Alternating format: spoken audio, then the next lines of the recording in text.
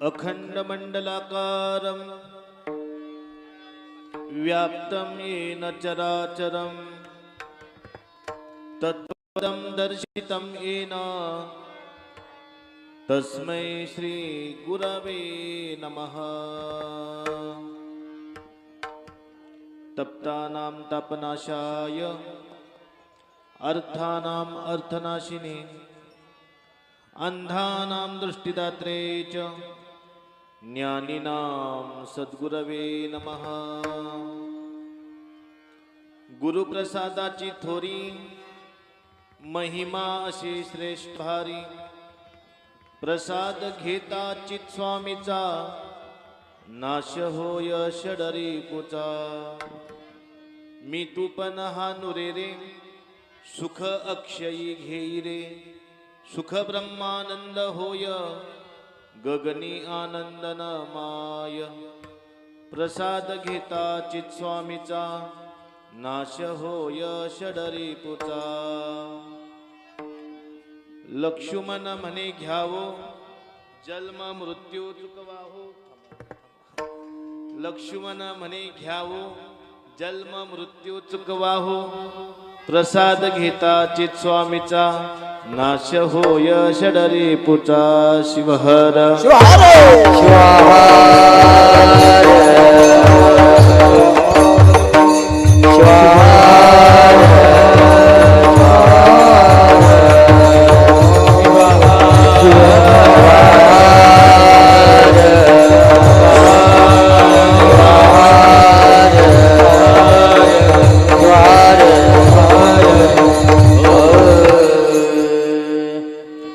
नागेंद्र हराय त्रिलोचनाय भस्मांगरागाय नमः शिवाय। नित्याय शुद्धाय दिगंबराय तस्मै नकाराय नमः शिवाय। या कुंदेंदु तुषारहार धवला या शुभ्रवस्त्रान्विता, या वीणावर दंडमंडित करा या श्वेत पद्मासना। या ब्रह्माच्युत शंकर प्रभुतिभिर देवै सदा वंदिता। सा मां पातु भगवती सरस्वती निशेष जाड्यापः। गुरुप्रसादाची थोरी महिमा अशी श्रेष्ठ भारी, प्रसाद घेताची स्वामीचा नाश होय षडरी पुचा। प्रस्तुत प्राप्त समयी पवित्र कद्दुकिनी नगरीमध्ये सच्चिदानंद स्वरूप देवादिदेव महादेवाच्या आशीर्वादाने संपन्न होत असणारा अखंड शिवनाम यज्ञ। या यज्ञाला ज्यांचा आशीर्वाद प्राप्त होत आहे वसुंधरा रत्न राष्ट्रसंत सद्गुरु शिवलिंग शिवाचार्य गुरुमाऊली सच्चिदानंद स्वरूप जगद्गुरु पंचाचार्य संत शिरोमणी मन्मथ माऊली जगज्योती महात्मा बसवेश्वर चिंतनासाठी ज्यांचा अभंग आपण सेवेकरता घेतलेला आहे असे वैराग्य मूर्ती शिवसंत लक्ष्मण महाराज या देव संत आचार्य आणि शरण परंपरेला नमस्कार करूया। या पवित्र प्रसंगी या ठिकाणी उपस्थित असणारे सर्व माहेश्वरगण, शिवकीर्तनकार, शिवप्रवचनकार,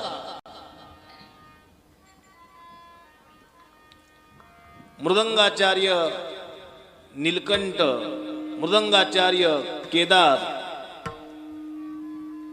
महाराष्ट्र विख्यात असणारे गायनाचार्य शिवभक्त परायण वैजनाथजी मुर्डे,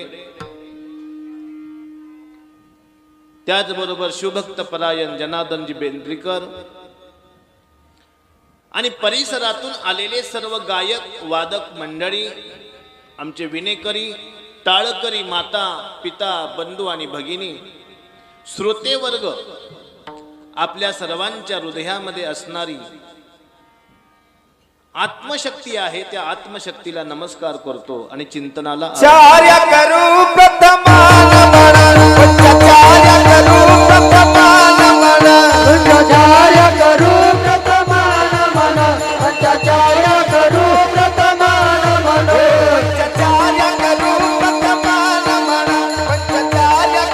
प्रथमान पंचाचार्य करू प्रथमान पंचाचार्य करू प्रथमान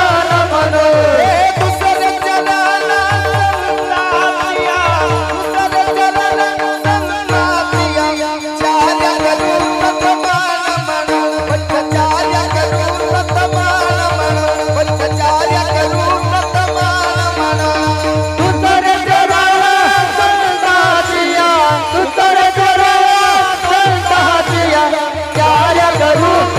प्रथमान पंचाचार्य करू प्रथमान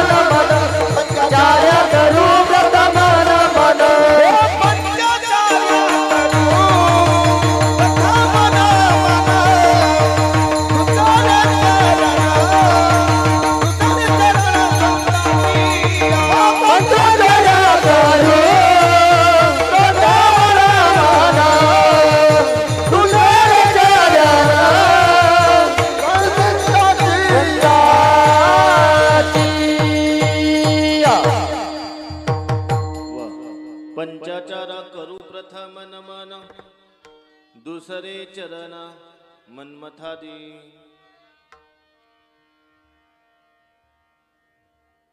हा कार्यक्रम अखंड महाराष्ट्रामध्ये आपल्या यूट्यूब चॅनलच्या माध्यमातून प्रसारित करत असणारे आमचे SBN चॅनल मानवीय जीवन पुनीत आणि पावन करण्यासाठी आजचा दिवस अत्यंत महत्त्वाचा आहे। कारण यासाठी आज जगद्गुरु रेणुकाचार्यांची काय आहे जयंती आहे। जगद्गुरु रेणुकाचार्यांचे आपल्यावर अनन्यसाधारण उपकार आहेत। जगद्गुरु रेणुकाचार्य अवताराला येण्याच्या पाठीमागचं कारण काय आहे हो? यदा यदा हि धर्मस्य ग्लानिर्भवति भूतले तदा तदा अवतारोयम गणेशस्य महितले। रेणुकाचार्य अवताराला आले कारण धर्म लोप पावलेला होता आणि धर्म लोप पावण्यासाठी कारण काय होतं? यावत जीवम सुखम जीवेत ऋणम कृत्वा घृतम पिबेत भस्मी भूतस्य देहस्य पुनरागम कुतः। मानवीय जीवनाची आचार विचार आणि उच्चार बदललेले होते। माणसानं फक्त एकच ध्येय मनामध्ये ठेवलं होतं, जीवनामध्ये ठेवलं होतं की जोपर्यंत देह आहे तोपर्यंत खायचं, जोपर्यंत जीवन आहे तोपर्यंत आहार निद्रा भयमैथुनंच एवढंच करायचं। कारण मेल्यानंतर ना देह कुठं जाणार आहे कुणाला माहित आहे। आणि इतपत जीवन ज्यांचं सीमित आहे त्यांना नास्तिक म्हणतात। नास्तिक असे नास्तिक त्या काळामध्ये वाढले होते आणि त्या नास्तिकांना बदलण्याकरता ज्यांनी अवतार घेतला त्या अवतार पुरुषाचं महापुरुषाचं आचार्यांचं नाव काय आहे? जगद्गुरु रेणुकाचार्य। जगद्गुरु रेणुकाचार्य हे कोल्लीपाक लिंगातून जन्माला आले। कुठून आले? कोल्लीपाक लिंग आहे आंध्र प्रदेशामध्ये, आत्ताचा तेलंगणा म्हणतात। तिथून सोमेश्वर लिंगातून यांचा उद्भव झाला आणि यांचं गोत्र आहे वीर गोत्र आहे। वीर गोत्र इथं वीर गोत्राचे किती जण आहेत? बाकीचे कोणत्या गोत्राचे?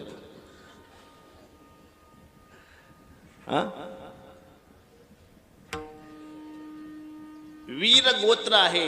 वीर कुणाला म्हणावं? राष्ट्र रक्षण करतो तो वीर, आत्मरक्षण करतो तो वीर आणि ज्ञानामध्ये स्नान करतो तोही वीर आहे। राष्ट्र रक्षण करणारा वीर ज्यावेळी मृत्यूला प्राप्त होतो त्यावेळी त्याला अमर म्हणतात.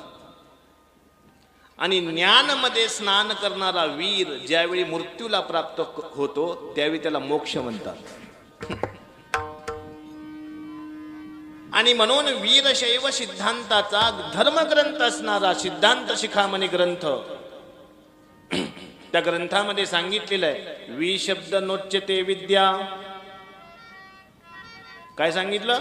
वी शब्द नोच्यते विद्या. वी शब्दातून विद्यावाचक अर्थ काढावा. आणि विद्या म्हणजे कोणती? शिव जीवैक्य बोधिता.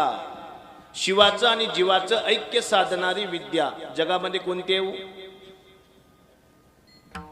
शिवाचं आणि जीवाचं ऐक्य साधावं म्हणून सर्वात अगोदर वीरशैव कुळामध्ये ज्यांचा जन्म झाला त्यांचं 8व्या वर्षी लग्न होतं. तसं 8व्या वर्षी लग्न करणं गुन्हा आहे.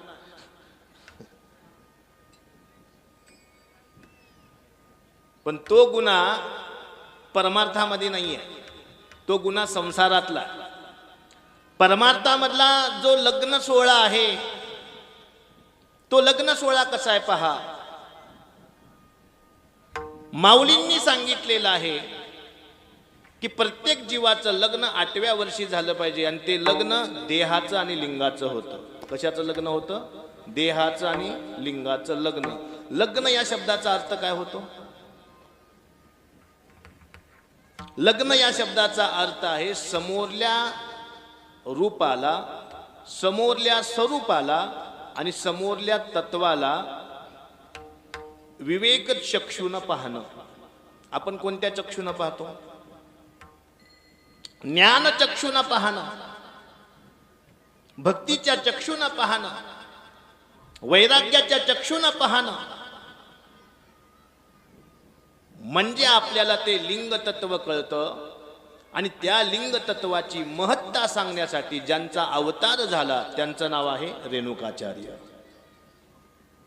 रेणुकाचार्य कुणाला म्हणतात? ती काही सामान्य वस्तू आहे का? रेणुकाचार्यांच्या भट्टीमध्ये एक शिष्य तयार झाला, त्याचं नाव आहे अगस्त्य मुनी. त्या अगस्त्य मुनींचा अधिकार तुम्ही ओळखा. आतापी, वातापी, अनवल नावाचे 3 राक्षस या भारत देशामध्ये धुमाकूळ माजवत होते. आणि त्या 3 राक्षसांचा वध करण्याची ताकद कुणाजवळ होती? अगस्त्य मुनीजवळ होती. हा अधिकार अगस्त्य मुनीचा आहे. आणि ते शिष्य कुणाचे? रेणुकाचार्यांचे. ज्यांचा शिष्य इतका महान असेल मग त्यांचे गुरु किती महान असतील याचा विचार करा. आपल्या गावात पाऊस पडला नाही पण पाणी आले, याचा अर्थ काय? पाठीमागं कुठंतरी पाऊस पडलेला आहे असा अनुमान लावतो की नाही आपण. तसं अगस्त्य मुनी इतके महान आहे तर अगस्त्य मुनींना घडवणारे रेणुकाचार्य किती महान असतील. आणि म्हणून सांगितलेलं आहे तप्तानाम तापनाशाय, अर्थानाम अर्थनाशिनी, अंधानाम दृष्टिदात्रे च, ज्ञानीनाम सद्गुरवे नमः. जे तपलेले आहेत, जे पापी झालेले आहेत, जे दैन्य स्वरूपाला प्राप्त झालेले आहेत त्यांना स्पर्श केला तर त्यांचा उद्धार होतो. अशी कर्तुम अकर्तुम अन्यता कर्तुम नावाची शक्ती ज्या तत्वाजवळ आहे त्या तत्वाला रेणुकाचार्य असं म्हणायचं. आणखी रेणुकाचार्य कुणाला म्हणावं? आपण जयंती करतोय ना, जयंती करतोय. परित्राणाय साधूनाम विनाशाय च दुष्कृताम धर्म संस्थापनार्थाय संभवामी युगे युगे. प्रत्येक युगायुगामध्ये माऊलींनी अवतार घेतलेला कशा करता? धर्म संस्थापनार्थाय, धर्माचं रक्षण करण्यासाठी. आणि म्हणून आज आपलं महत् भाग्य आहे. आज दिवस सोनियाचा, आज दिवस सोनियाचा, आज दिवस सोनियाचा.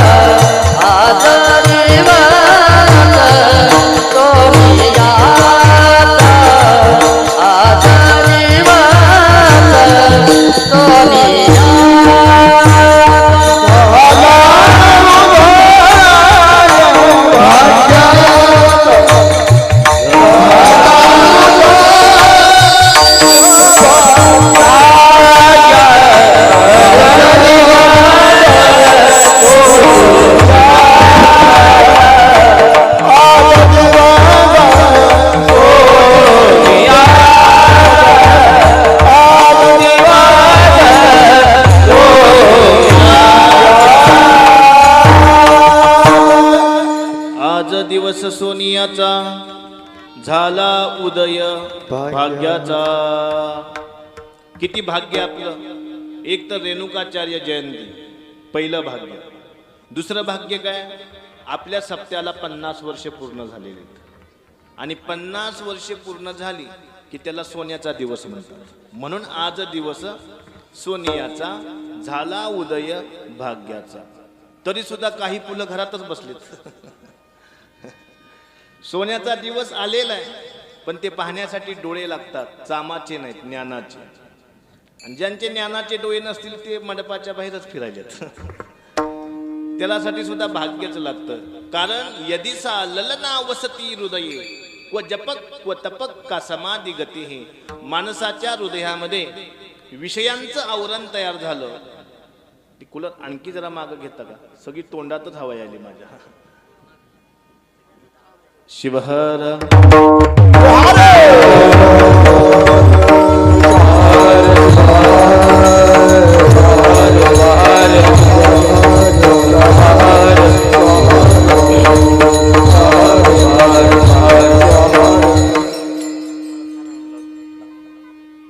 एका राजानं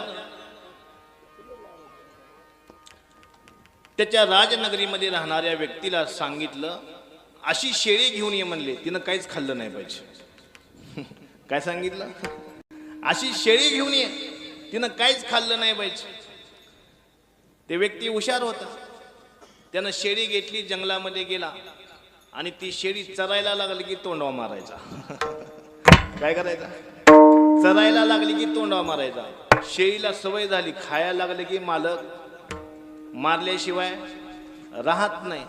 आणि ती शेळी पुन्हा राजनगरीमध्ये आणली. राजानं समोर द्राक्षे ठेवली, लागलीच काठी बघितली, शेळीनं खाल्ली नाही. तसं त्या हवेचं झालेलं आहे. ती समोर आली माझ्या, आवाजच तोंडातून बाहेर येईना. आता हवा आमच्या वैजनातनं दूर केलेली आहे. सांगायचं तात्पर्य, विनोद सोडून द्या, मला सांगायचं हे आहे की जगद्गुरु रेणुकाचार्य आपल्या धर्मामध्ये अधिष्ठान म्हणून जन्माला आले, अवताराला आले. हे तुमचं आमचं महद भाग्य आहे. बहुजन्म कृतय पुण्ये पक्षीने पाप पंजिरे शुद्धांत करणो देही पिंड शब्देन गीयते. जगद्गुरु यांचा आशीर्वाद आपल्याला प्राप्त झाला, म्हणून मांस पिंडाचा मंत्रपिंड तयार झाला. आणि हा मंत्रपिंड तयार करण्यासाठी किती जन्म वाट पाहावं लागतं. 184 शोधिता शोधिता महालाभ हाता लाभदासे. एक जन्म नाही, 2 जन्म नाही, 184. स्वेदज, अंडज, जारज आणि उद्बीज असे 4 प्रकारचे जन्म असतात. आणि त्या 4 प्रकारच्या जन्मामध्ये सर्वात श्रेष्ठ जन्म कोणता आहे तर मनुष्य जन्म आहे. आणि या मनुष्य जन्मामध्ये आल्यानंतर सद्गुरूंचा आशीर्वाद प्राप्त करणं अत्यंत महत्वाचं. श्री गुरु सारखा असता पाठी राखा, इतरांचा लेखा कोण करी. आता रेणुकाचार्यांना तर आपण पाहिलं नाही, पण ग्रंथातून त्यांना आपण पाहिलं. लक्षात ठेवा, ग्रंथ म्हणजे एक प्रकारची मूर्ती आहे. देवाची पूजा आपण कशी करतो, मूर्तीची पूजा आपण कशी करतो, प्रतिमेची पूजा आपण कशी करतो. मला या ठिकाणी एक चिंतन मांडायचं आहे. तुम्ही प्रतिमेची पूजा करता आणि प्रतिमेची पूजा करत असताना मनामध्ये कोणता भाव आणता.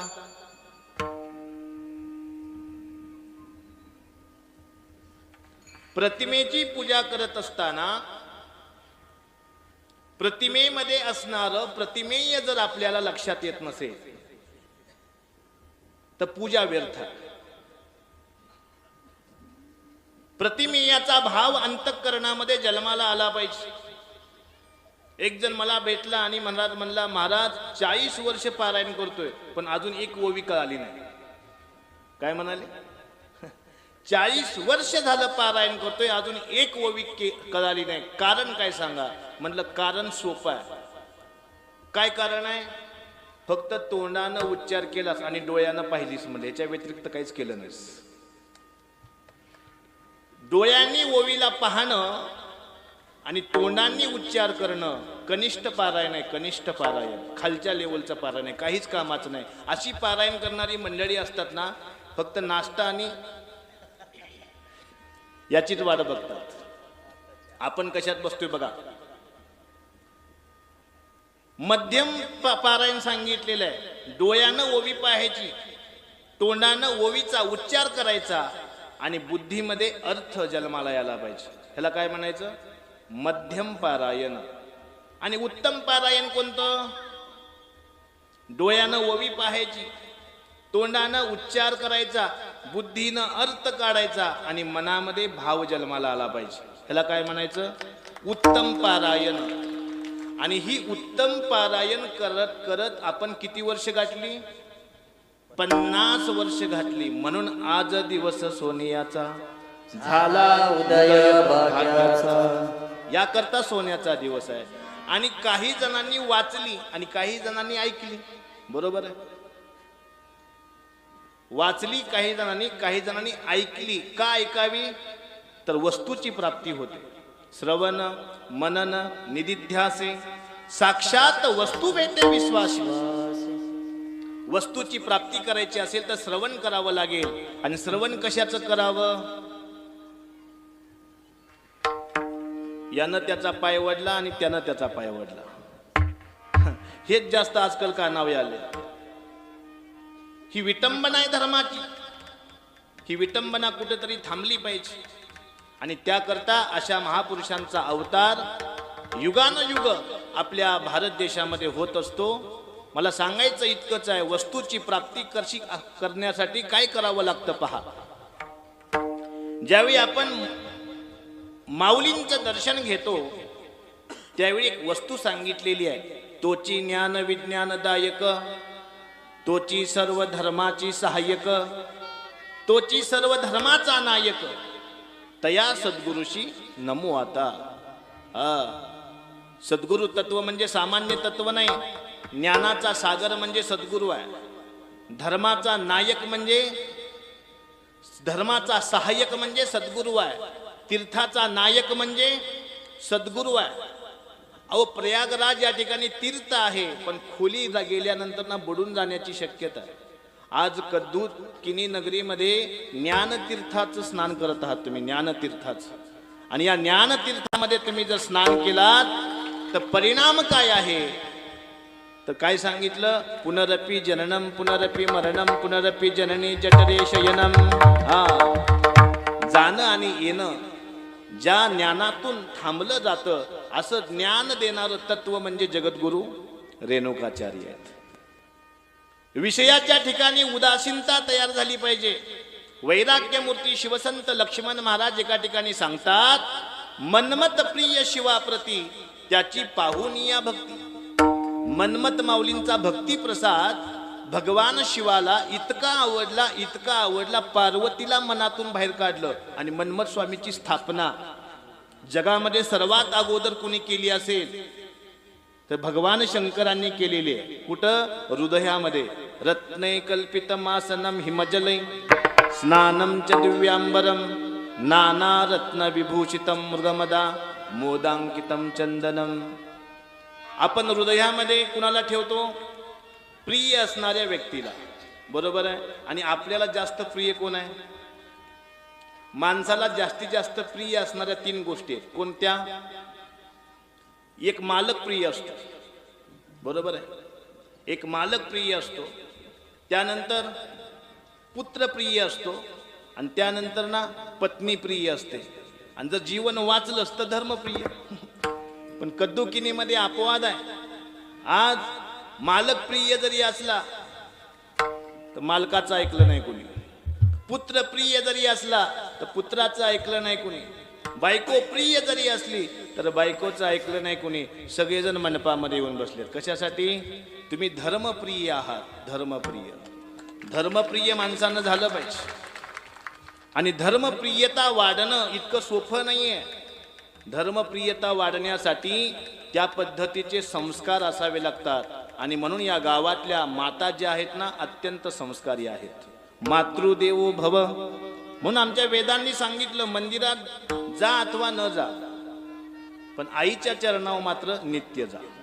खरं दर्शन, खरं तीर्थ, खरं ज्ञान, खरे संस्कार, खरी अस्मिता त्या आईच्या चरणावर आहे. आणि म्हणून जगामध्ये माय विश्वाची जननी, माय विश्वाची जननी, बोलो माय विश्वाची जननी, माय विश्वाची बाप ब्रह्मांडाचा धनी, बाप ब्रह्मांडाचा धनी, माय बाप शिवशक्ती, दोघांची हो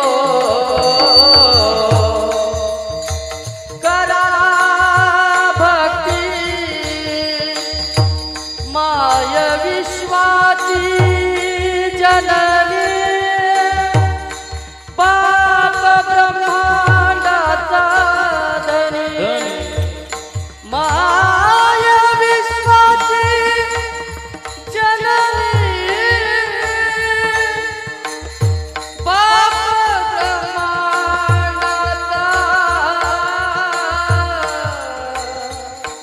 बाप ब्रह्मांडाचा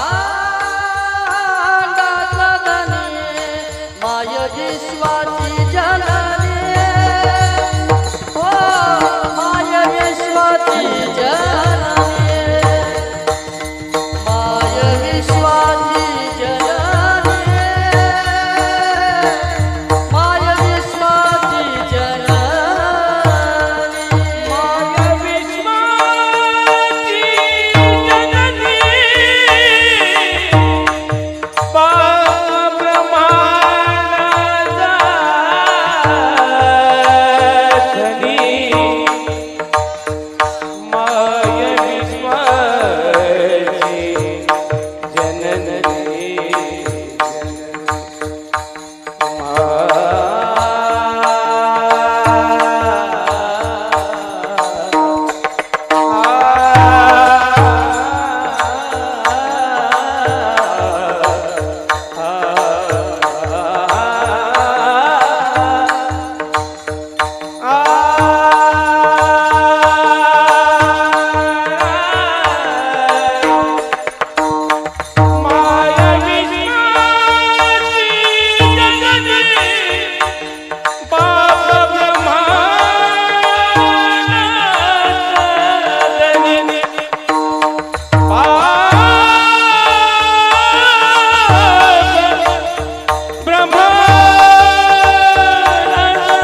माय विश्वाची जननी, माय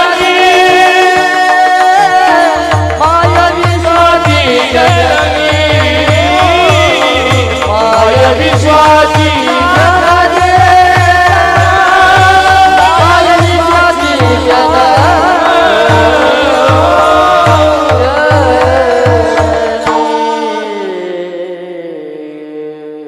माय विश्वाची जननी आणि बाप ब्रह्मांडाचा धनी, ब्रह्मांडाचा धनी.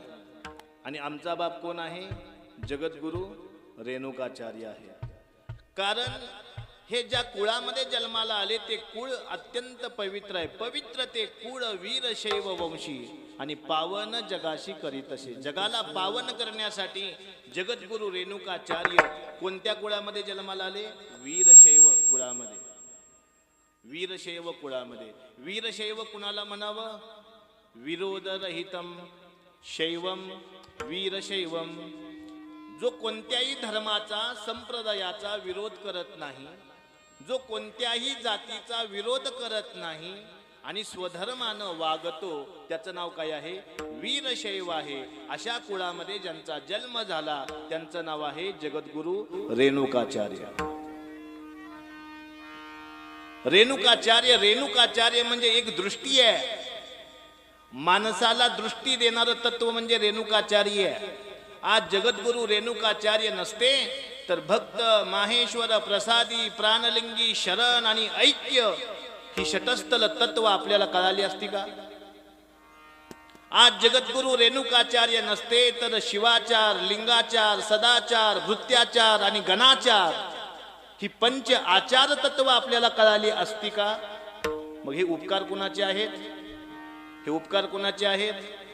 जगद्गुरु रेणुकाचार्यांचे आहेत. अहो तुम्हाला सांगतो 28 आगम आहेत आणि त्या 28 आगमाचं सार म्हणजे सिद्धांत शिखामणी ग्रंथ. 4 वेद आहेत आणि त्या 4 वेदांचं सार म्हणजे एक भगवद्गीता आहे. हा वैष्णवांचा महान ग्रंथ आहे. तसा शैव धर्माचा, वीरशैव धर्माचा सर्वात महान ग्रंथ कोणता असेल तर तो सिद्धांत शिखामणी आहे. आणि तो सिद्धांत शिखामणी ग्रंथ कशाचं सार आहे? कशाचं सार आहे? डोळ्यांनी तूप पाहण्या अगोदर लोणी पाहावं लागतं. लोणी पाहण्या अगोदर दही पाहावं लागतं. नुसतं दही पाहून जमत नाही, तिथं विवेक असावा लागतो मंथन करण्याचा. आणि ते दही पाहण्या अगोदर दूध पाहावं लागतं. म्हणजे तुपाची मुख्य भूमिका कशामध्ये आहे? दुधामध्ये आहे. दुधामध्ये दही आहे, दुधामध्ये ताक आहे, दुधामध्ये लोणी आहे आणि दुधामध्ये तूपही आहे. पण मंथन केल्याशिवाय हाती लागत नाही. मंथन केल्याशिवाय हाती लागत नाही. लाकडामध्ये अग्नी आहे पण संघर्ष केल्याशिवाय प्रज्वलित होत नाही. हवा सर्वत्र आहे पण कूलर लावल्याशिवाय लागत नाही. तसा देवही सर्वत्र आहे पण मंदिराची स्थापना झाल्याशिवाय तो प्रकट होत नाही. हे जसं सत्य आहे तसं आपण भक्त होऊन जोपर्यंत आवाज देत नाही तोपर्यंत गुरुही येत नाही. आणि म्हणून आज जगद्गुरु रेणुकाचार्यांची जयंती आहे आणि ते आज आपल्यामध्ये आपल्याला आशीर्वाद द्यायला आलेले आहेत. मग आशीर्वाद घेत असताना पदर कसा असला पाहिजे? आशीर्वाद घेत असताना फाटलेला पदर असेल तर आता घेऊ नका.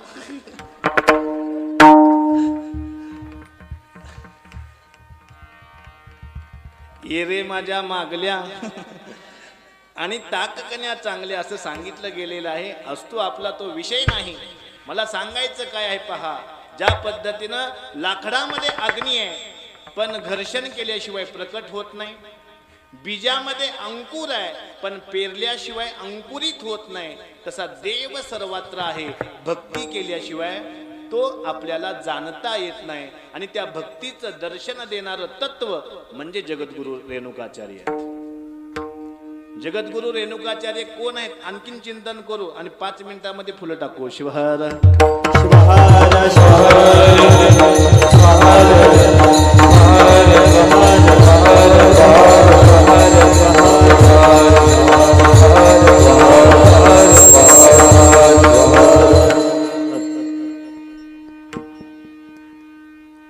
जगद्गुरु रेणुकाचार्यांनी सांगितलेला सिद्धांत आहे. देवाला प्राप्त करण्यासाठी या जगामध्ये योग मार्ग आहे. देवाला प्राप्त करण्यासाठी या जगामध्ये सांख्य मार्ग आहे. देवाला प्राप्त करण्यासाठी या जगामध्ये न्याय आहे, मीमांसा आहे, पूर्व मीमांसा आहे, उत्तर मीमांसा आहे. आणि एवढे सगळे मार्ग बघून चालणारा भक्त कन्फ्यूज झाला, कुठल्या मार्गाने जाऊ म्हणजे मी त्या देवाच्या तत्वापर्यंत पोहोचे. आणि मग जगद्गुरु रेणुकाचार्य जन्माला आले, अवतारित झाले आणि त्यांनी मार्ग सांगितला. मार्ग निका मार्ग निका मार्ग निका मार्ग निका मनमत मारी तसे हका मनमत मारी तसे हका मनमत मारी तसे हका मार्ग निका मार्ग निका मारी तसे हका मनमत मारी तसे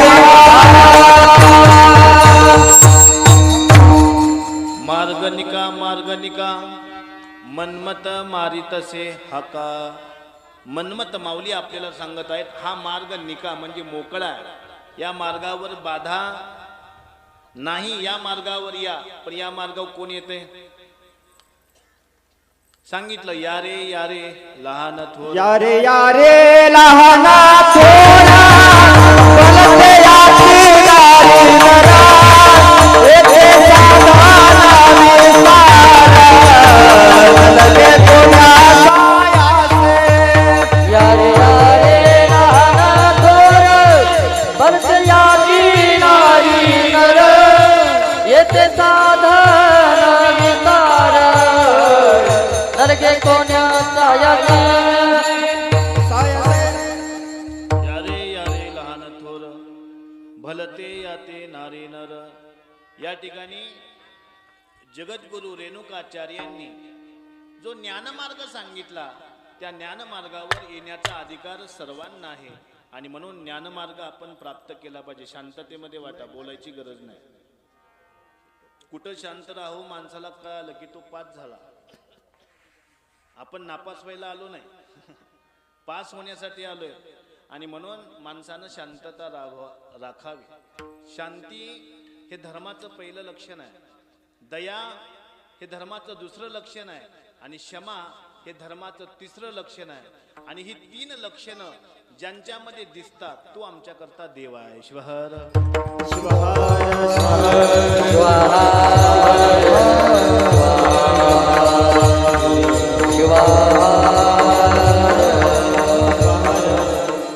दया क्षमा शांती तेथे देवाची वस्ती.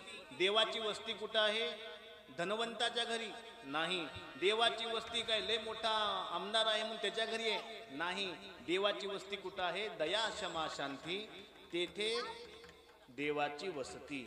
आणि असा देव रेणुकाचार्यांच्या रूपानं आज अवतरित झाला.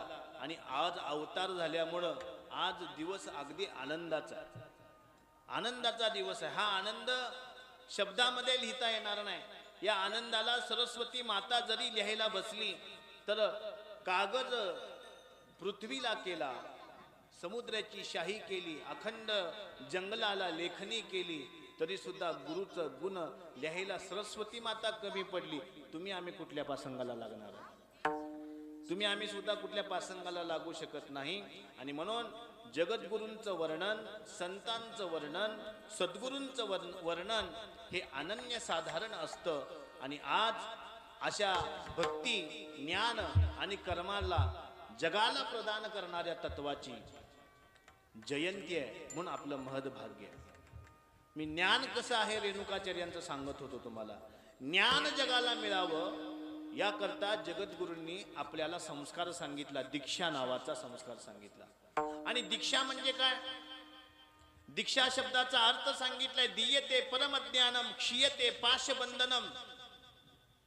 परमज्ञान देणारी आणि पाशमुक्त करणारी संस्कार कोणता आहे? तो दीक्षा. दीक्षा संस्कार घेतल्याशिवाय माणसाला कल्याण प्राप्त करता येत नाही. कारण लिंगाला कर्म अर्पण केल्याशिवाय कर्म पवित्रच होत नाही. लिंगार्पित कर्म परम हाची धर्म जानो निया वर्म प्राणी सुखावला. सुखाची प्राप्ती करायची आहे याकरता जगद्गुरूंनी आपल्याला एक वस्तू दिली आणि त्या वस्तूचं नाव आहे लिंग. आणि ते लिंग कसं आहे? लिंग आमुचे जीवन लिंग ब्रह्म सनातन. हे सनातन तत्व आहे. बरेच जण आजकाल यायलेत आणि आम्ही सनातनी नाही. मग हे सांगणारे मोठे की संत मोठे? अहो तुम्ही दुकान टाकलंय मान्य आम्हाला, पण तुमच्या दुकानाला व्यापाराची ओळख नसेल तर माल सप्लाय कसा करायचा? तुम्ही दुकान टाकल्याचा मान्य आम्हाला, पण तुमच्या दुकानाला जर व्यापारी सप्लायच करत नसेल तर दुकान जास्त दिवस चालणार नाही. तसं हे सुद्धा संतांचं दुकान आहे. आणि या दुकानामध्ये जे मुख्य व्यापारी आहेत त्या व्यापाऱ्यांना आम्ही संत म्हणतो. आणि त्या संतांनी आम्हाला सांगितलंय लिंग आमुचे जीवन लिंग ब्रह्म सनातन. तुम्ही कोण आम्हाला सांगणारे आम्ही सनातनी नाहीत म्हणून? आमच्या संतांनी आम्हाला सांगितलेले, आमचे जे बाप आहेत. आणि म्हणून ऐऱ्या गैऱ्यांनी आम्हाला धर्म शिकवू नये. आणि धर्म शिकवायचा असेल तर आम्हाला आमचे धर्मग्रंथ धर्म शिकवतील, आम्हाला आमचे धर्मगुरु धर्म शिकवतील आणि तो खरा धर्म शिकवतील. आणि तो खरा धर्म सांगण्यासाठी या जगामध्ये ज्यांचा अवतार झाला त्यांचं नाव आहे रेणुकाचार्य. रेणुकाचार्य म्हणजे सामान्य तत्व नाहीये. हे रेणुकाचार्य म्हणजे गुरुतत्वात परम नास्ती, याच्यापेक्षा मोठं तत्वच नाही. तव तत्वम न जानामी कीदृशोशी महेश्वर, इतकं महान असणारं तत्व म्हणजे रेणुकाचार्यांचं तत्व आहे. आणि म्हणून त्यांच्याकडे पाहत असताना मातृत्व दृष्टी पाहिजे. बघा, ती सुद्धा एक आई आहे आणि आपण जन्म जिच्या पोटी घेतो ती सुद्धा आई आहे. जन्म देणाऱ्या आईमध्ये आणि गुरुमाऊलीमध्ये अंतर काय आहे? अंतर एकच आहे. आई पोटातून जन्म देते आणि गुरु हृदयातून जन्म देतात. लक्षात घ्या. हृदय महत्वाचं की पोट महत्वाचं आहे? जर पोट महत्वाचं असतं तर जगाला सांगितलं असतं संतांनी, माझे हृदय भुवन. असं केलं नसतं त्याने, माझे पोट हृदय आहे की नाही. काय सांगितलेलं आहे? माझे हृदय भुवन. पुढं काय सांगितलं? करा आपुले करा सिंहासन. आपुले सिंहासन. सिंहासन कशाला करा सांगितले? हृदयामध्ये सिंहासन करायचं. आणि त्या हृदयामधून जन्म देणारं तत्व म्हणजे कोण आहे? रेणुकाचार्य. मन्मथ माऊलींना हृदयातून जन्म दिला आणि म्हणून त्यांनी म्हणाले मन्मथ प्रिय शिवाप्रती. मन्मथ शिवा शिवा प्रती, मन्मथ शिवा शिवा प्रती, मन्मथ प्रिया शिवा मन्मथ प्रिया शिवा प्रती, मन्मथ प्रिया शिवा प्रती, मन्मथ प्रिया शिवा मन्मथ प्रिया शिवा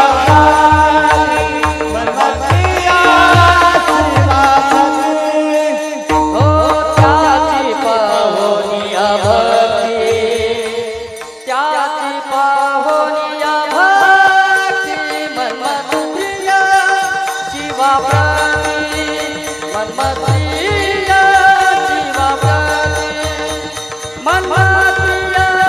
शिवा प्रती,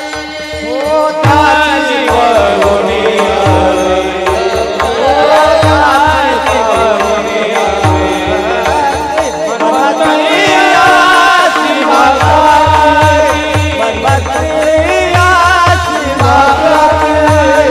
त्याची पाहोनिया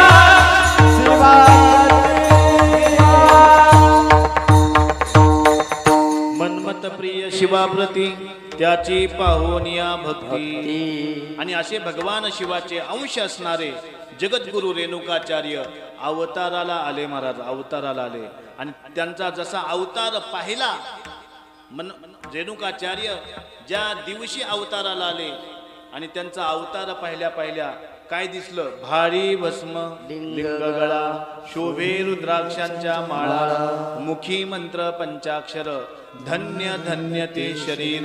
आणि अशा पवित्र देहाचं, पवित्र महापुरुषांचं दर्शन घेऊन आज आपण पुनीत आणि पावन होऊया. ओम नमः शिवाय. ओम नमः शिवाय. ओम नमः शिवाय.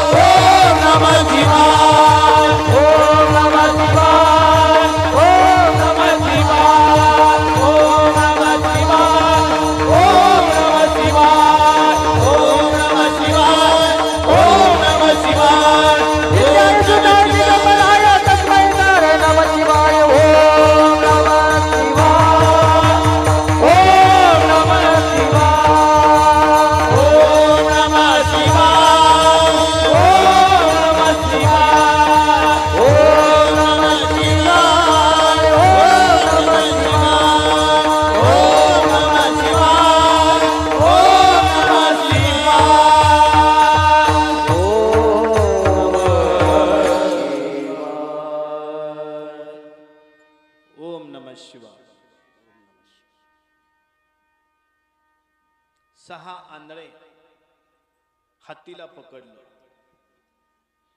आणि एका सज्जनानं प्रश्न केला, सांगा हत्ती कसा दिसतो?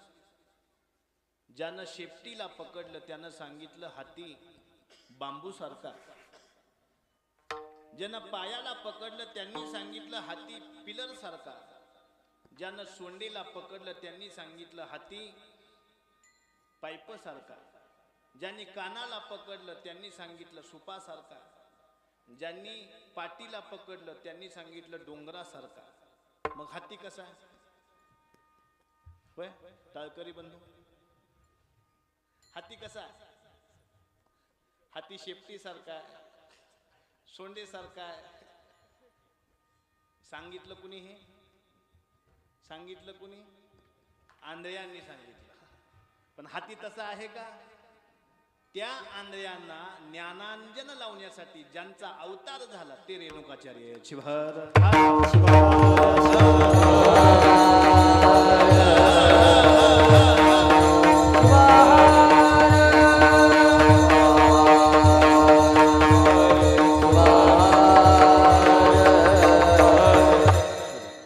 आणि या रेणुकाचार्यांनी जो ग्रंथ लिहिला तो सिद्धांत शिखामणी ग्रंथ, तो ग्रंथ संस्कृत भाषेमध्ये होता महाराज. आणि आपल्याला संस्कृत भाषा येत नाही म्हणून संतांनी उपकार केले. संत शिरोमणी मन्मथ माऊली यांनी त्या ग्रंथाचं सार तंत्रागमाच्या माध्यमातून परमरहस्य ग्रंथाच्या रूपामध्ये मांडलं. लक्षात आलं का? आणि म्हणून जितके महान रेणुकाचार्य आहेत तितकेच महान संत शिरोमणी मन्मथ माऊली आहेत, हे लक्षात ठेवा. जितके महान रेणुकाचार्य आहेत तितकेच महान संत शिरोमणी मन्मथ माऊली आहेत. आणि म्हणून वीरशैव संत वाङ्मयाचा पाया म्हणजे मन्मथ माऊली आहेत. आणि वीरशैव संत वाङ्मयाचा कळस म्हणजे शिवसंत लक्ष्मण महाराज आहेत. हे दोन रत्न जर आपल्या धर्मामध्ये नसते तर आज आपले सप्ते झाले असते का? आज आपला प्रसाद झाला असता का? आणि म्हणून मन्मथ माऊली किती महान आहेत हे शिवसंत लक्ष्मण महाराज एका ठिकाणी सांगतात. वीरशैव तत्वज्ञानी केवळ ज्ञानाची ती खान. मन्मथ माऊली म्हणजे कोळशाची खान नव. मन्मथ माऊली कशाची खान आहे? ज्ञानाची खान आहे. ज्ञानाची खान. नाही ज्ञानेन सदृशम पवित्रम इह विद्यते. ज्ञानासारखं पवित्र काही नाही. आणि म्हणून सांगितला गुह्य विचार. परमरहस्य ग्रंथामध्ये काय सांगितलेलं आहे? गुह्य विचार. आणि गुह्य विचार सांगण्यासाठी कान कसे असावे लागतात? तुमचे कान कसे आहेत? 50वा सप्ताह आहे म्हणून गावामध्ये जयंत तयारी चालू झाली. मग गावातले पाटील म्हणाले आता सप्त्यामध्ये परमरहस्य पारायण व्हायले, अन्नदान व्हायले, बसव कथा व्हायली, गायन व्हायले, गाता भजन व्हायले, शिवपाठ व्हायले, शिवकीर्तन व्हायले. म्हणले मग जत्रा पाळणे बी लावूया म्हणले. काय म्हणले? पाळणे बोलू, आकाश पाळणे बोलू, पाळणे बोलू. पाळणे बोलू रे महाराज. कशासाठी पाळणे बोलवले? मनोरंजन घडण्यासाठी. मनोरंजन. जीवनामध्ये जत्रा, यात्रा आणि उत्सव असे 2 पद्धतीचे आनंद घेण्याच्या पद्धती आहेत. जत्रेमध्ये आनंद घेता येतो, यात्रेमध्ये आनंद घेता येतो आणि उत्सवामध्ये आनंद घेता येतो. खरा आनंद कोणता आहे? उत्सवामध्ये. तरी सुद्धा बरेच जण फोन करतात, या बरं आमच्या यात्रेला माळेगावच्या.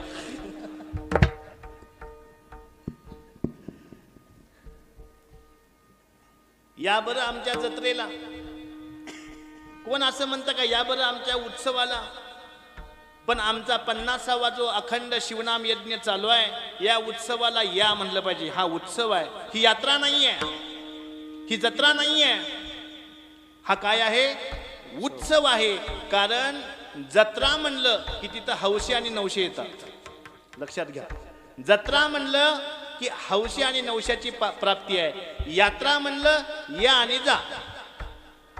एकानं घोडा चोरला, आणि बाजारात विकायला नेला महाराज. आणि चोरताना तिसऱ्या माणसानं पाहिलं आणि तो त्याचा पाठलाग करू लागला. चोरानं घोडा बाजारात नेला आणि विकला. विकत घेणाऱ्या व्यक्तीने विचारलं कसा आहे आधी बघू दे मग पैसे देतो. बघा म्हणले ते घोड्यावर बसलं आज पत्र आलंच नाही 50 सप्ते गेले. ते आजपर्यंत आलं नाही. तिसऱ्या जो बघणारा होता तो जवळ गेला आणि विचारलं का हो घोडा कसा दिला. मग काय सांगितलं त्यानं जसा आणला तसा दिला. तसा जसा जन्म झाला आणि तसा जर गेला. आयुष्याचा नाश झाला आयुष्याचा नाश झाला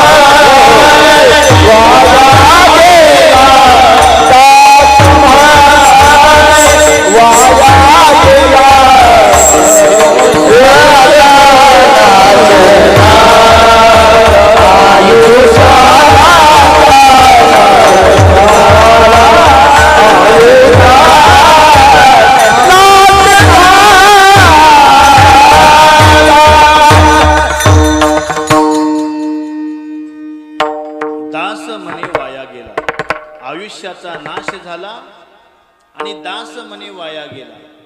आणि म्हणून जीवनामध्ये उत्सव झाला पाहिजे. उत्सव शब्दाचा अर्थ काय माहिती आहे का तुम्हाला. उत्सव उत म्हणजे आत आणि सव म्हणजे आनंद. आतला आनंद बाहेर काढण्यासाठी भजन करावं. आतला आनंद बाहेर काढण्यासाठी कपाळावर भस्म गळ्यामध्ये रुद्राक्ष लिंग परिधान करावा. आतला आनंद बाहेर काढण्यासाठी धर्मग्रंथाचं वाचन करावं. आतला आनंद बाहेर काढण्यासाठी पूजा करा. लवकर पूजा करावी. आतला आनंद बाहेर काढण्यासाठी दशधर्म सांगितलेले. आतला आनंद बाहेर काढण्यासाठी वास्तुक शांती करताना गॅसवर दूध ठेवतात का केलं आहे का पद्धत या भागामध्ये. हा बोला की बोला. बुंदी तुपातली गाळलेली आहे. चिंता करू नका. शक्ती खर्च झाली तरी तिकडे आहे. वास्तुक शांतीच्या वेळी आपण गॅसवर दूध ठेवतो की नाही. आणि काय करतो उतू घालतो. उतू ते उतू जे आहे ना शब्द ते अपभ्रंश झालेला शब्द आहे. खऱ्या अर्थानं तो शब्द आहे उत्सव. आतलं बाहेर काढणे. ज्या पद्धतीनं पातेलातलं दूध बाहेर काढण्यासाठी अग्नी लागतो अग्नी, तसा आतला आनंद बाहेर काढण्यासाठी शिव अग्नी लागतो. आणि ती शिव अग्नी घराघरामध्ये पोचवण्याचं काम इसवी सन 800 मध्ये कुणी केलं असेल तर त्यांचं नाव रेणुकाचार्य आहे. शिवहर शिवहर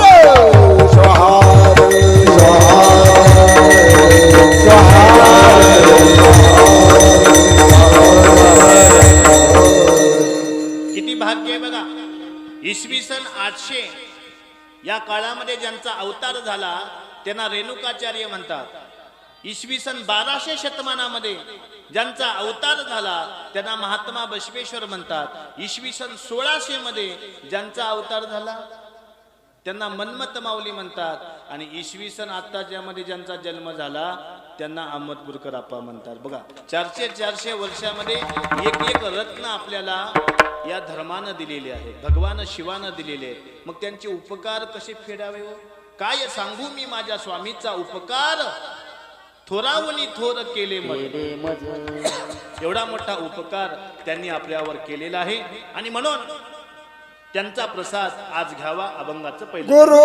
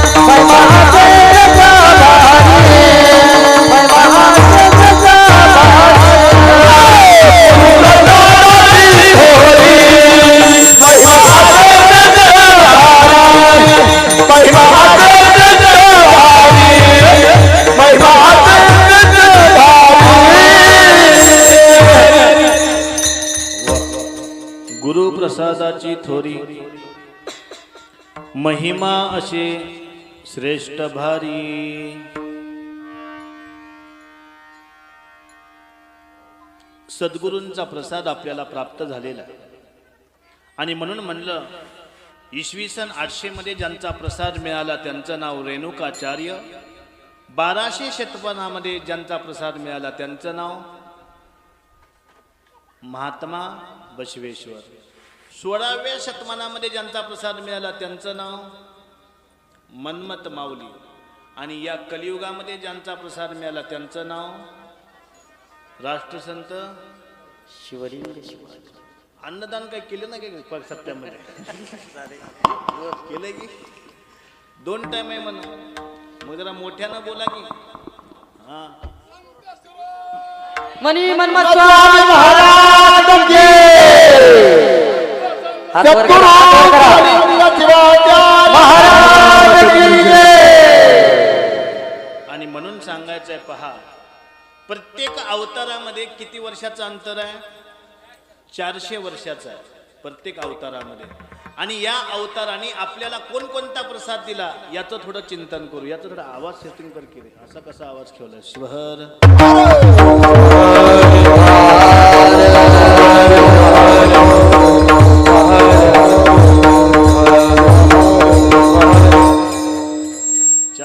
पहिल्यांदा आवाज बसला असतो, त्याला सुद्धा भाग्य लागतं. रेणुकाचार्यांनी प्रसाद कोणता दिलेला आहे पहा. सिद्धांत शिखामणीमध्ये श्लोक आलेले, सदाचार प्रिय शंभू सदाचारेन पूज्यते. रेणुकाचार्यांनी काय सांगितलं? भगवान शंकराला प्रिय काय आहे? सदाचार. आणि म्हणून मन्मथ माऊलींनी, म्हणून रेणुकाचार्यांनी इसवी सन 800 मध्ये सदाचार नावाचा प्रसाद आपल्याला दिला. 12व्या शतमानामध्ये महात्मा बसवेश्वर जन्माला आले, अवताराला आले, त्यांनी प्रसाद दिला सदाचार वे स्वर्ग अनाचारवे नरकाहा. काय सांगितलं? सदाचार म्हणजे स्वर्ग आहे आणि अनाचार म्हणजे नरक आहे. हा महात्मा बसवेश्वरांनी दिलेला प्रसाद आहे. मन्मथ माऊली आले आणि मन्मथ माऊलींनी प्रसाद दिला. वाढो लोकी सदाचार सद्विद्येचा भडीमार. हो हो सर्वत्र साचार हाची प्रसाद आवडे. हा मन्मथ माऊलींनी दिलेला प्रसाद आहे. आणि शिवसंत वैराग्य मूर्ती लक्ष्मण महाराजांनी दिलेला प्रसाद म्हणजे कोणता आहे? अभंगाचं दुसरं चरण. प्रसाद घेताची स्वामीचा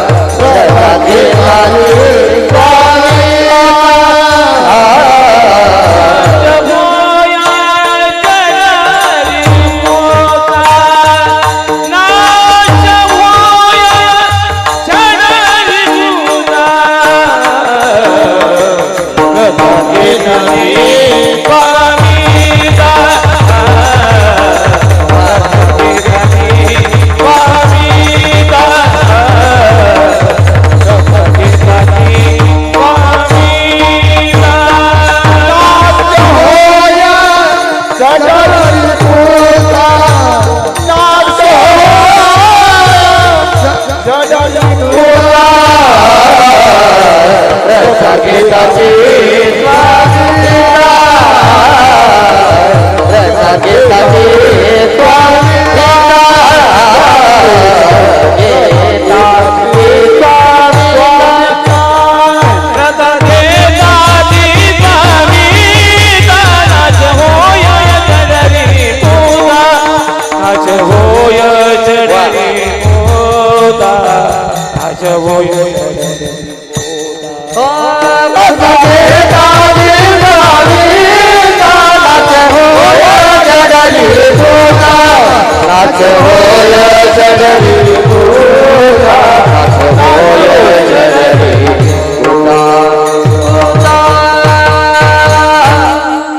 प्रसाद घेता चित स्वामीचा नाश होय षडरी पोचा. पहा, प्रसाद शब्दाचा अर्थ आहे, लक्ष द्या, प्रसाद शब्दाचा अर्थ आहे प वर्गाची मुक्ती आणि अपवर्गाची प्राप्ती म्हणजे प्रसाद. प्रसाद मिळावा म्हणून जगामध्ये 33 कोटी देव जन्माला आले. पण 33 कोटी देवांना भेटायचं म्हणजे सोपं आहे का? गावातल्या हनुमंताला जायला कोण तयार नाही. नशीब लग्न व्यवस्था केली त्या निमित्तानं तरी जातात. असा काळ जन्माला आलेला आहे. हा काळ अत्यंत दुर्धर आहे. या काळामध्ये धर्म टिकवणं त्याही पेक्षा दुर्धर आहे. आणि अशा बिकट काळामध्ये आपण एवढा मोठा अखंड शिवनाम यज्ञ घेता, मग भगवान शंकर कैलासामधून इथे येणार नाहीत का? निश्चित ते आज कुणाच्या न कुणाच्या रूपामध्ये या ठिकाणी आलेले आहेत, आपल्याला दर्शन देत आहेत, असा भाव या ठिकाणी प्रकट होतो. आणि म्हणून आपल्या धर्मशास्त्रामध्ये पंचदेव उपासना सांगितली. शिव पंचदेवामध्ये कोणकोणते देव येतात? 1 नंबरला शिव, 2 नंबरला विष्णू, 3 नंबरला गाणपत्य म्हणजे गणपती, 4 नंबरला शक्ती म्हणजे शाक्य आणि 5 नंबरला कोण राहिलं आता? शिव, विष्णू, गाणपत्य, शक्ती आणि सूर्य. ही 5 देवता आहेत. या 5 देवता कशा आहेत पहा. 1 नंबरला भगवान शिव आहे आणि भगवान शिवाची बायको म्हणजे कोण? शक्ती. 2 नंबरची देवता कोण? शक्ती म्हणजे पार्वती. आणि त्या दोघांचा पुत्र म्हणजे कोण? गणपती. आणि भगवान शंकराचे डोळे म्हणजे सूर्य आहेत. लक्षात आलं का? भगवान शंकराचे डोळे म्हणजे सूर्य आहे. म्हणजे सूर्य सुद्धा आपल्याच घरात आहे की नाही. आणि भगवान शिवाचं अंतःकरण म्हणजे भगवान विष्णू आहेत, दुसरे कोण नाहीत. लक्षात ठेवा, भगवान शिवाचं अंतःकरण म्हणजे विष्णू आहेत. आणि हे फक्त लक्ष्मण महाराजांना कळालं म्हणून त्यांचा प्रसाद लय मोठा. तो लक्ष्मण महाराजांनी प्रसाद देताना सांगितलं, शिवतोची राम जाना. शिवतोची राम जाना, शिवतोची राम जाना, शिवतोची राम जाना, शिवतोची राम जाना, शिवतोची राम जाना, शिवतोची राम जाना, शिवतोची राम जाना, शिवतोची राम जाना, शिवतोची राम जाना, शिवतोची राम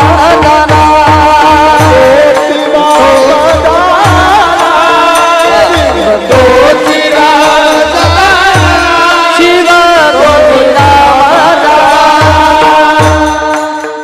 शिवतोची राम जाना, शिवतोची राम माना, शिवतोची राम जाना, शिवतोची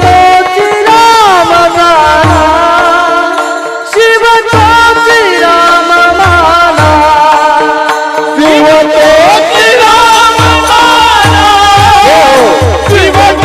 शिवतोची राम जाना,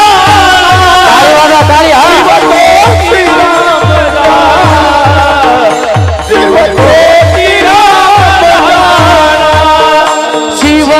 शिवतोची राम जाना, शिवतोची राम माना, शिवतोची राम माना, शिवतोची राम माना, शिवतोची राम जाना,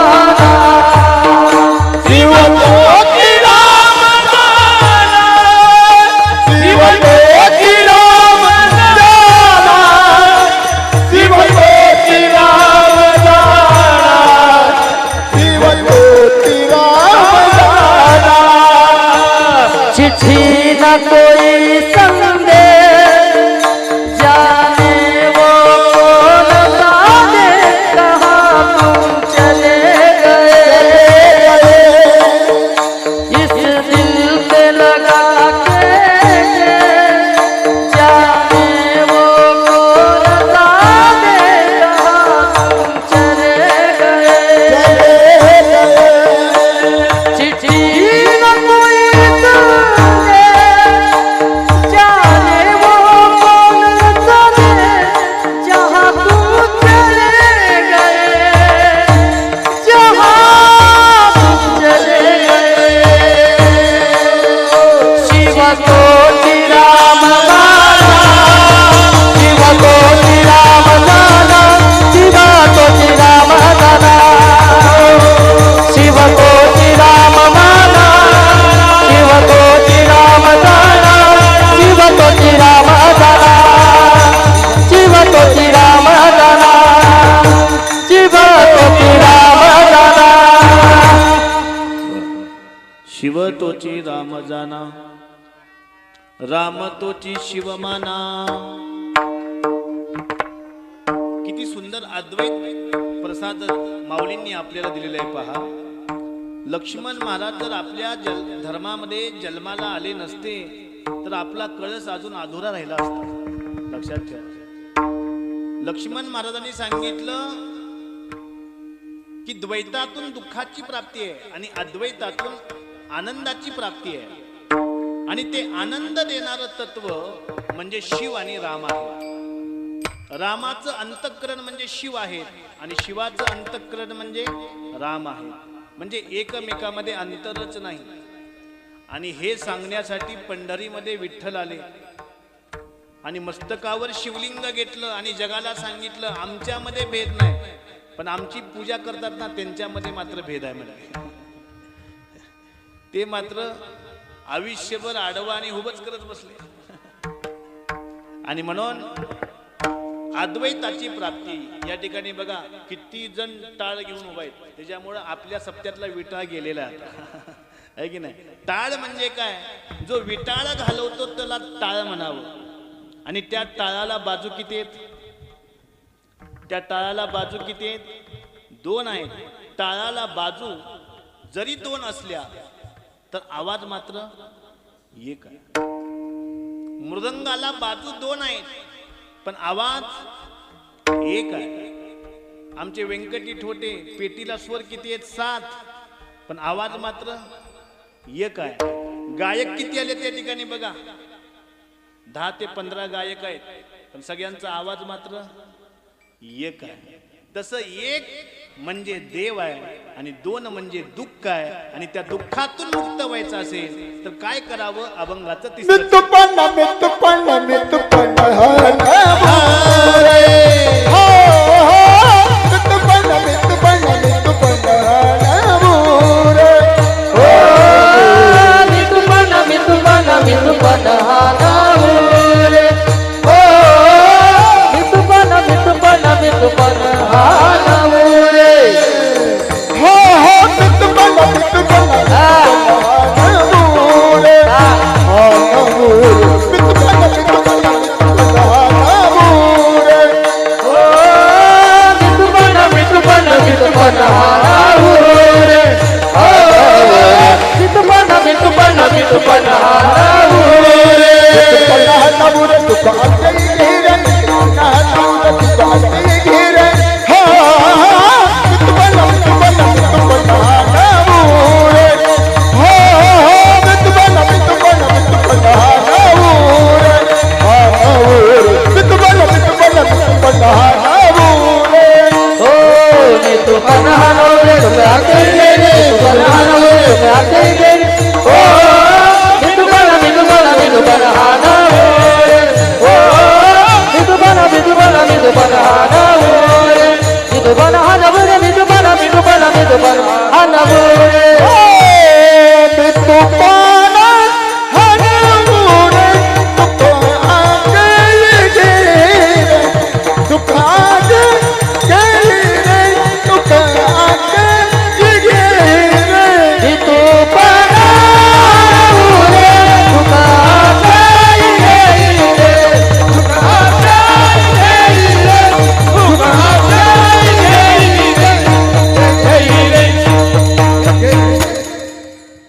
मी तू पण हानुरे रे सुख क्षयी घेई रे.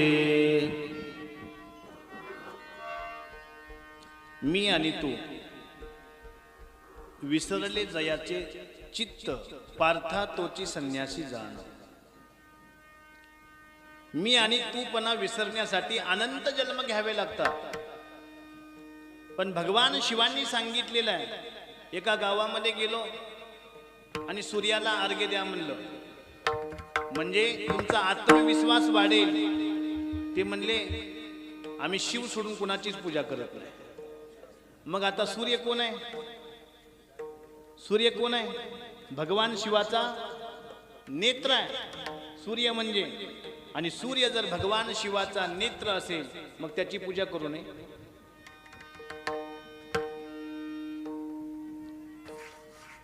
शक्ती जर भगवंताची अर्धांगिनी असेल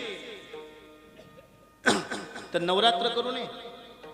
या देवी सर्वभूतेषु शक्ती रूपेण संस्थिता नमस्तस्मै नमस्तस्मै नमस्तस्मै नमो नमः.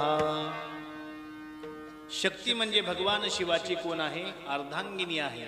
आणि गाणपत्य म्हणजे कोण? गणपती भगवान शिवाचा पुत्र आहे.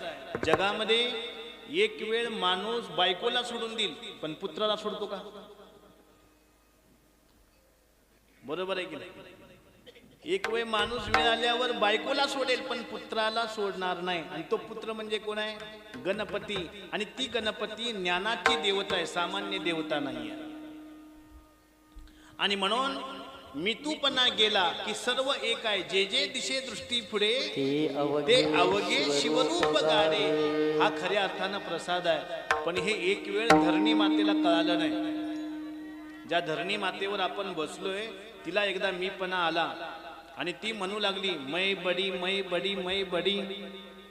तिला सांगितलं धर्मानं तू काहे की बडी, तू तो शेष के माथे पे पडी. काय सांगितलं? तू मोठी नाहीस. मोठं कोण आहे? शेषराज आहे. तू शेषाच्या माथ्यावर पडलेली आहे. आणि मग शेषराजे म्हणाले मग मीच मोठा. मै बडा मै बडा मै बडा. धर्मानं सांगितलं तू काहे का बडा, तू तो शंकर जी के गले में पडा. नागेंद्र हराय त्रिलोचनाय भस्मांग रागाय नमः शिवाय नित्याय शुद्धाय दिगंबराय तस्मै नकाराय नमः शिवाय. नाग कुठं आहे? तू तो शंकर जी के गले में पडा. मग शंकरजी म्हणले आता आपणच मोठे.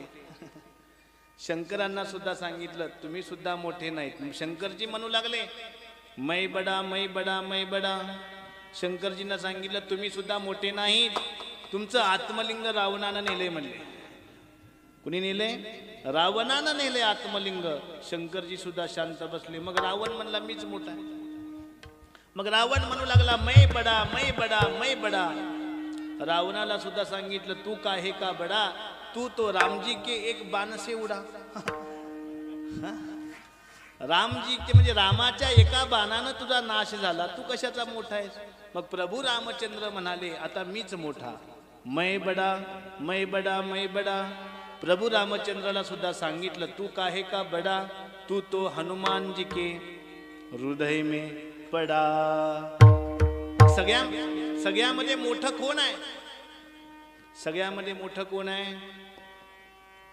हनुमान आहे. हनुमान. आणि हनुमान का मोठा आहे? हनुमान हा देव नाही, हनुमान हा भक्त आहे. लक्षात आलं का? हनुमंताचा अवतार या इहलोकामध्ये झाला तो देवासाठी झाला की भक्तासाठी झाला?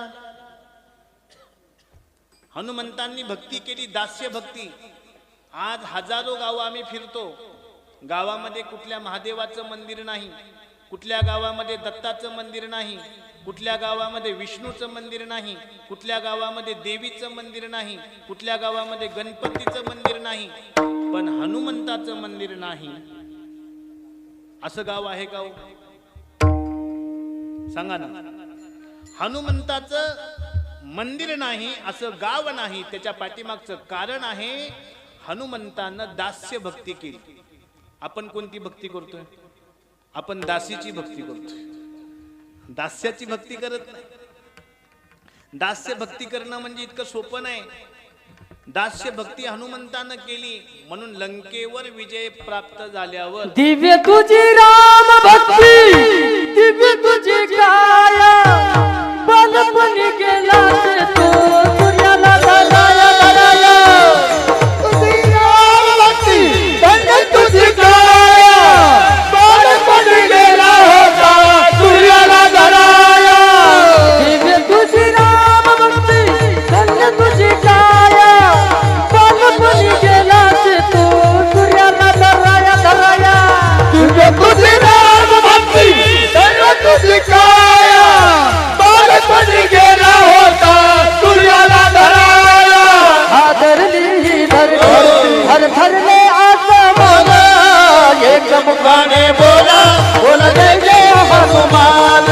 एक मुखाने बोला बोला जय जय हनुमान.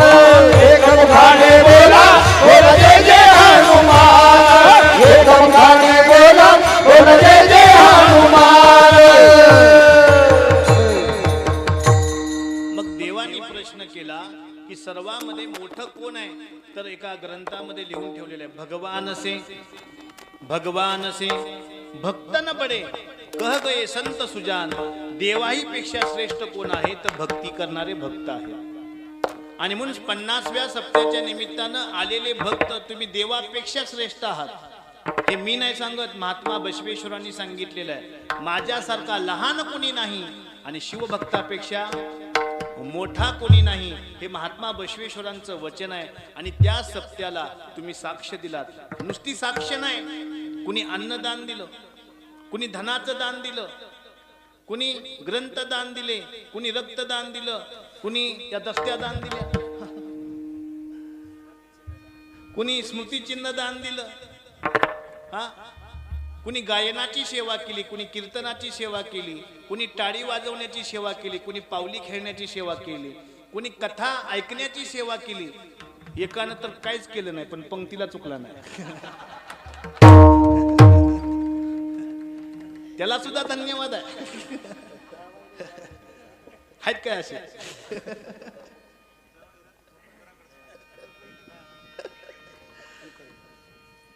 असू दे, या वर्षी नाही तर पुढल्या वर्षी तरी परिवर्तन निश्चित होईल अशी भावना धरूया आणि पुढे जाऊया. श्वहार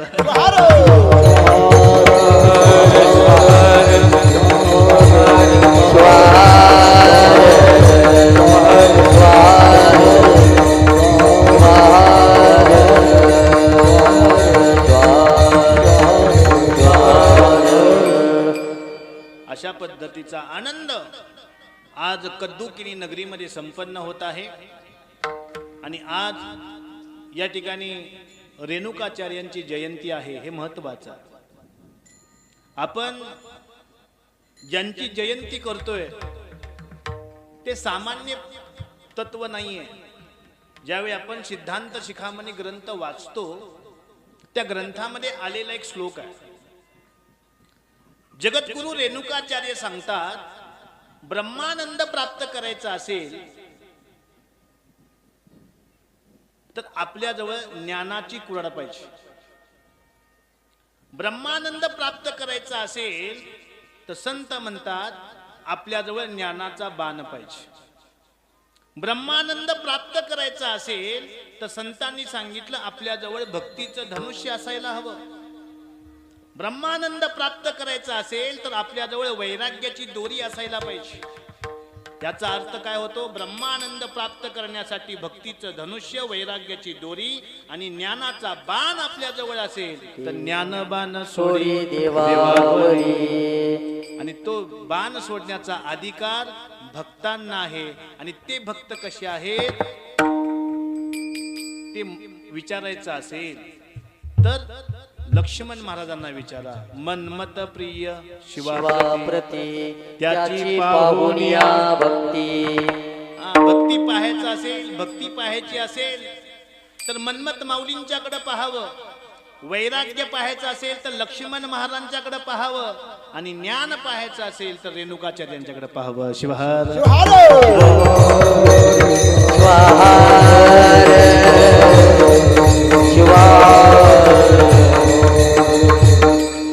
आणि या तिघांचं स्मरण आम्हाला सदैव व्हावं. हे दान आपल्याला देवाकडे मागायचं. हेची दान देगा देवा तुझा विसर व्हावा.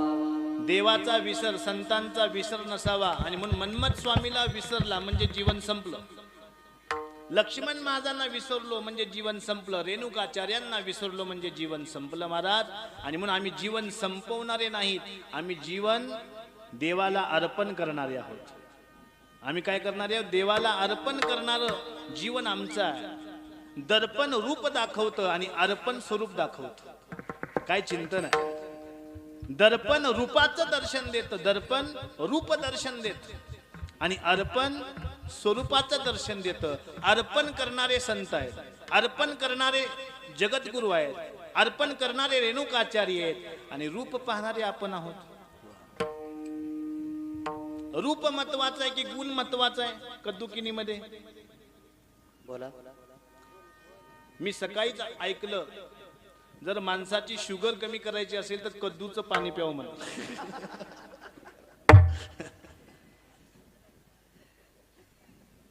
तुमच्याकडे लय मोठं औषध आहे वैद्यनाथ.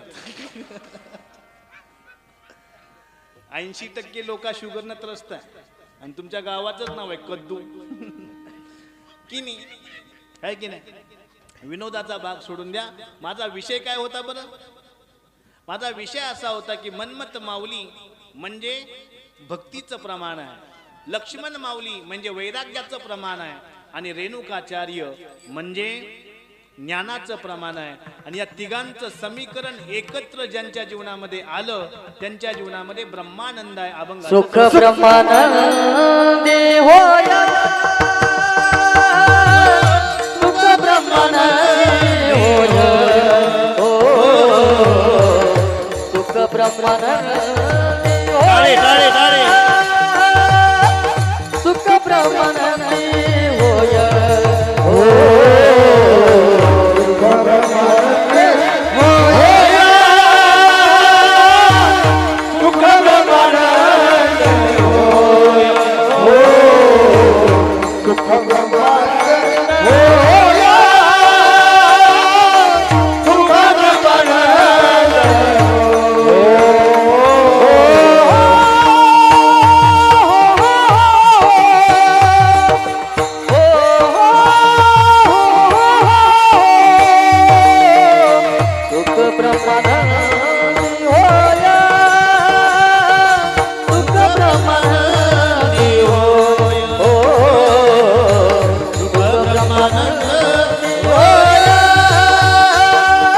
सुख ब्रह्मानंदी होय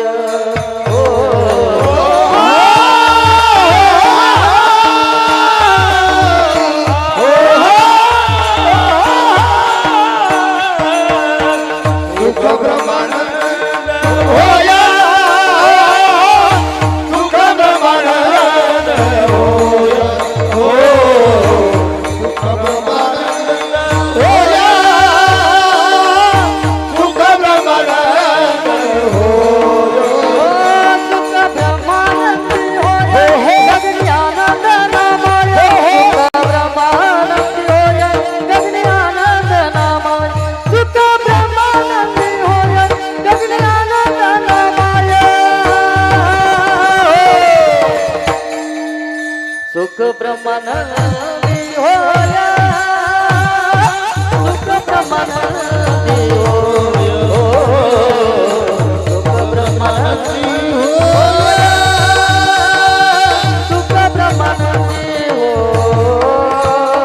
सुख ब्रह्मानंद होया गगनी आनंद नामय सुख ब्रह्मानंद होया गगनी आनंद नामय सुख ब्रह्मानंद होया गगनी आनंद नामय सुख ब्रह्मानंद होया सुख ब्रह्मानंद होया हो सुख ब्रह्मानंद होया सुख ब्रह्मानंद हो सुख ब्रह्मानंद होया गगनी आनंद नामय गगनी आनंद नामय सुख ब्रह्मानंद होया गगनी आनंद नामय गगनी आनंद नामय हो गगनी आनंद नामय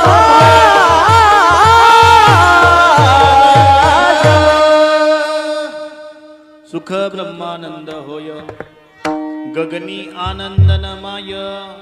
ब्रह्मानंद प्राप्त करण्यासाठी काय करावं प्रश्न केलेला आहे. ब्रह्मानंदम परम सुखदम केवलम ज्ञानमूर्ती. जन्माला येणारी मूर्ती कशी असावी? ज्ञानाची असावी. आपल्या पोटी जन्माला कोण येते? ज्ञानाचा दिवा लावणारा पुत्र असावा किंवा पुत्री असावी. ज्ञानाचा दिवा जर लावता आला नाही तर त्याचं पुत्र पण वाया गेलं, त्याची पुत्रीपणा वाया गेला. आणि म्हणून ज्ञानाचा दिवा लावण्यासाठी संस्काराचा दिवा आधी लावावा लागतो. आणि संस्काराचा दिवा लावण्यासाठी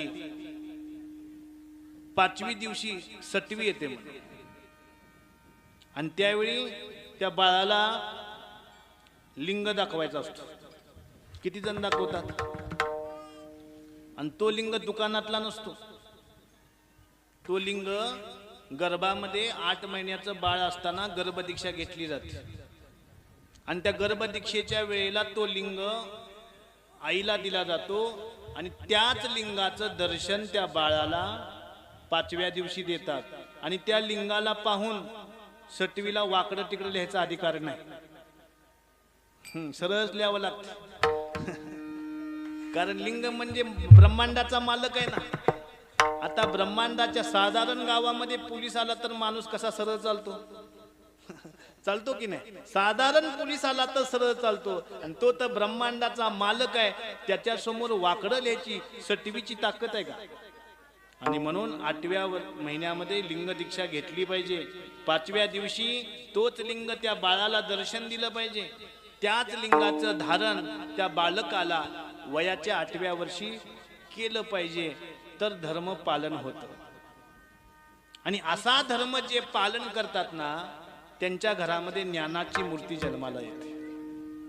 असा धर्म जे पालन करतात त्यांच्या घरामध्ये ज्ञानाची मूर्ती जन्माला येते. अशी ज्ञानमूर्ती कुणाला नको आहे? सगळ्यांना हवी आहे ना? मग सगळ्यांना हवी आहे तर त्यासाठी बांधला का 8व्या महिन्यामध्ये लिंग? त्यासाठी दाखवला का 5व्या दिवशी लिंग? त्यासाठी दिली का 8व्या वर्षी दीक्षा? आणि या गोष्टी जर आपल्या जीवनामध्ये होत नसतील तर तुमचं जीवन उसामध्ये एरंडाचं झाड येतं बघा. येतं की नाही? उसामध्ये एरंडाचं झाड, तसं आपलं जीवन आहे. बकरीच्या गळ्यामध्ये स्तन असतं, कुणाच्या कामाला? मालकाच्या नाही, पिलाच्या नाही, स्वतःच्या नाही. तसं मग आपलं जीवन होतं आणि तसं जीवन व्यर्थ जाऊ नये.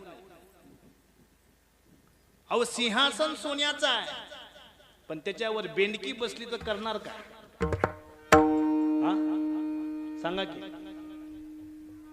सिंहासन सोन्याचं आहे, पण त्याच्यावर जर बेंडकी बसेल तर ते योग्य ठरणार नाही. आणि म्हणून आपल्यावर अधिकार प्राप्त करायचा असेल तर आपल्याला लिंग संस्कार हा प्राप्तच करावा लागणार आहे. आणि तो लिंग संस्कार प्राप्त करणं म्हणजे ब्रह्मानंद आहे. ब्रह्मानंदम परमसुखदम केवलम ज्ञानमूर्तीम.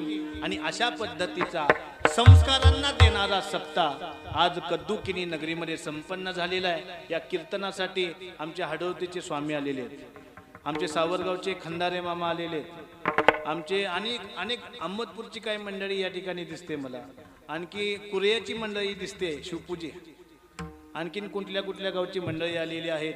बघा 51वा सप्ताह आहे म्हणून 51 महिला गळ्यामध्ये टाळ घेऊन उभ्या आहेत. मी आता मोजली संख्या आहे की नाही?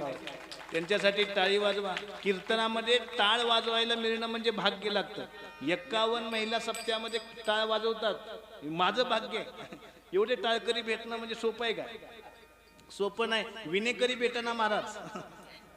2 मृदंगाचार्य आहेत आणि एकापेक्षा एक आहेत.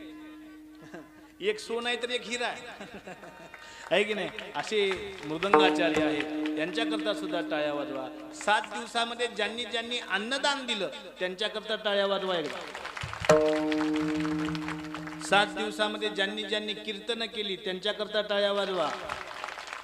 ज्यांनी प्रवचन केलं त्यांच्यासाठी होऊ द्या.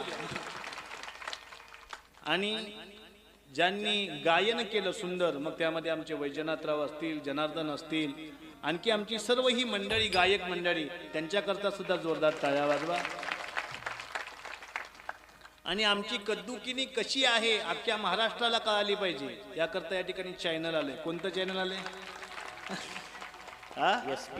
SPN नांदेड, यांच्याकरता सुद्धा टाळ्या वाजवा. कसं आहे, पूर्वीच्या काळामध्ये एक म्हण होती, जे न करे कवी, जे न करे रवी ते करे कवी. आता जे न करे कवी ते करे SPN आहे की नाही? हा, कुठं पोचवायचं आहे तिथं पोचवत आहे आपल्याला ते. आणि म्हणून त्याच्यामध्ये दिसायचं आहे, त्याच्यामुळे टवटवीत चेहरा पाहिजे, असं रडल्यासारखं बसू नका. अटेन्शन पाहिजे, अटेन्शन. देशभक्ती जर पाप असेल तर काय सांगतात पहा, देशभक्ती जर पाप असेल तर मी घोर पापी. भगतसिंगांना फाशी द्यायची वेळ होती आणि भगतसिंग व्यायाम करालेत. व्यायाम झाला, दाढी करालेत, दाढी झाली, आंघोळ करालेत, आंघोळ झाली, सूर्यनमस्कार करालेत. आणि ते दृश्य जेलरनं पाहिलं आणि जेलर मित्राला म्हणतोय, भगतसिंगचे 4 आणे हरवले रे म्हणला. आणि जेलरला राहवलं नाही आणि भगतसिंगांना प्रश्न केला, अरे 2 मिनिटांमध्ये तुला फाशीची शिक्षा, आणि काय स्नान करतो, काय व्यायाम करतो, काय दाढी करतो, काय सूर्यनमस्कार करतो. त्यावेळी भगतसिंग जोरजोरात हसले, हे माझ्या आईनं दिलेले संस्कार आहेत. माझी आई मला लहानपणी सांगायची, अरे देवाला ताजं फुल चालतं, शिळं फुल का चालतंय का दुकिनीमध्ये? देवाला कुठलं फुल चालतं? ताजं फुल चालतं. आणि ताजं कोण आहे? जो नित्य व्यायाम करतो. ताजं कोण आहे? जो नित्य स्नान करतो.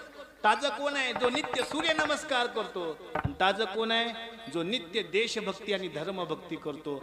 आणि हे सर्व मी केलेलं आहे, त्याच्यामुळं देव माझी वाट बघत आहे आणि तिकडं मला जायचं आहे. त्यासाठी हा व्यायाम, त्यासाठी हा सूर्य नमस्कार, त्यासाठी हे स्नान, आणि हा आमच्यासाठी ब्रह्मानंद आहे. आणि या ब्रह्मानंदाच्या प्राप्तीकरता आज कद्दुकिनी नगरीमध्ये हा अट्टहास चालू आहे. अभंगाचं शेवटचं चरण.